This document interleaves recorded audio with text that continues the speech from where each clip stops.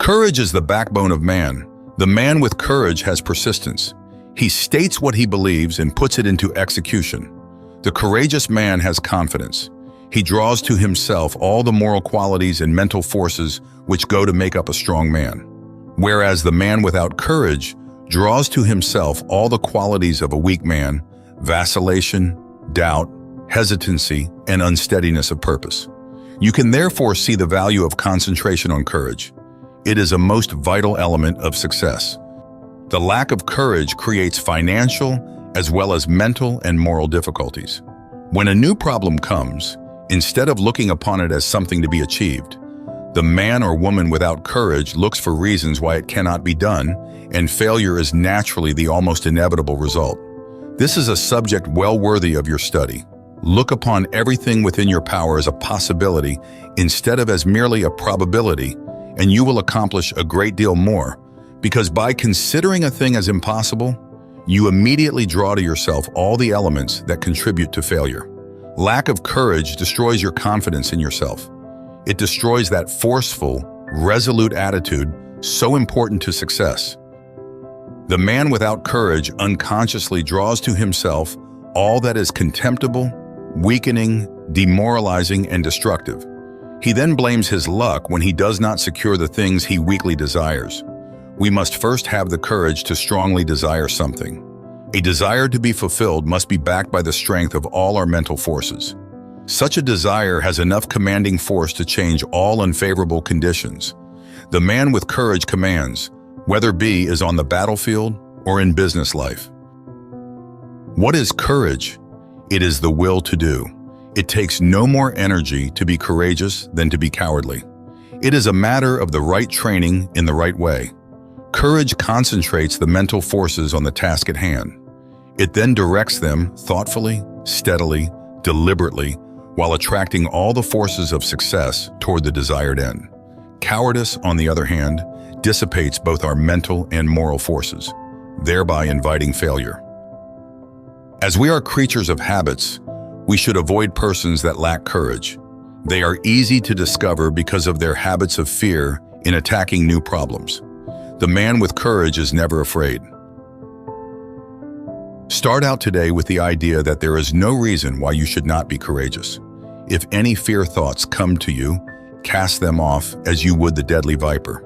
Form the habit of never thinking of anything unfavorable to yourself or anyone else. In dealing with difficulties, new or old, hold ever the thought, I am courageous. Whenever a doubt crosses the threshold of your mind, banish it. Remember, you as master of your mind control its every thought. And here is a good one to often affirm, I have courage because I desire it, because I need it, because I use it, and because I refuse to become such a weakling as cowardice produces. There is no justification for the loss of courage.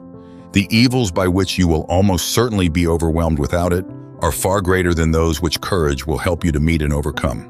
Right then must be the moralist who says that the only thing to fear is fear. Never let another's opinion affect you. He cannot tell what you are able to do. He does not know what you can do with your forces. The truth is, you do not know yourself until you put yourself to the test. Therefore, how can someone else know? Never let anyone else put a valuation on you. Almost all wonderful achievements have been accomplished after it had been thoroughly demonstrated that they were impossibilities. Once we understand the law, all things are possible. If they were impossibilities, we could not conceive them.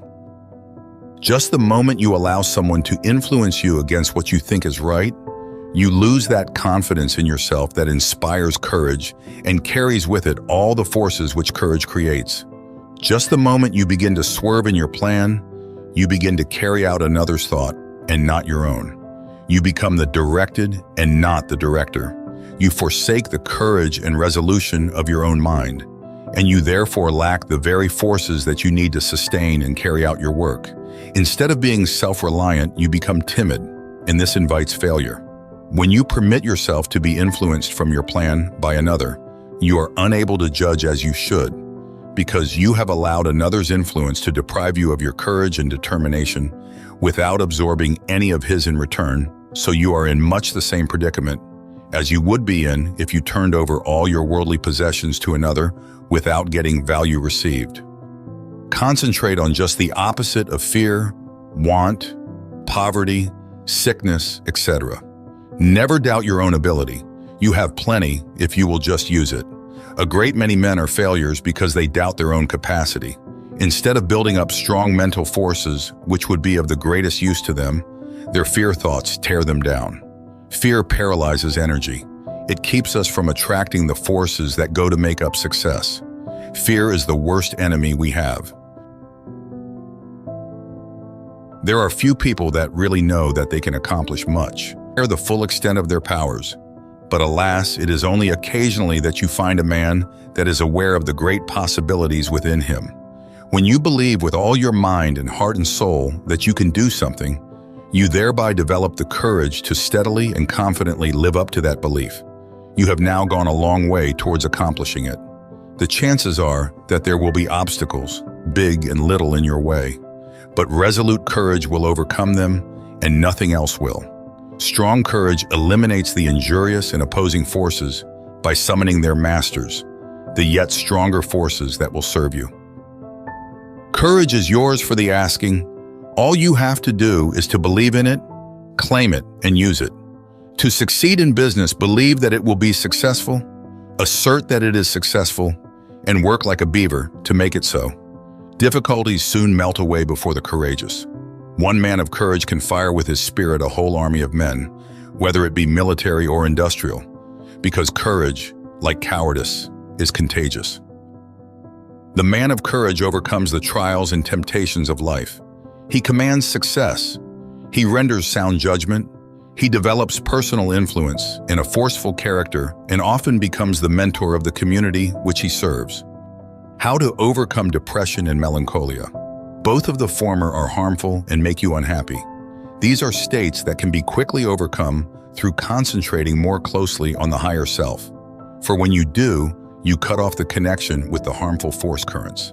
You can also drive away moods by simply choosing and fully concentrating on an agreeable subject. Through willpower and thought control, we can accomplish anything we want to do. There is wonderful inherent power within us all, and there is never any sufficient cause for fear, except ignorance. Every evil is but the product of ignorance, and everyone that possesses the power to think has the power to overcome ignorance and evil. The pain that we suffer from doing evil are but the lessons of experience, and the object of the pain is to make us realize our ignorance. When we become depressed, it is evidence that our thought faculties are combining improperly and thereby attracting the wrong force currents.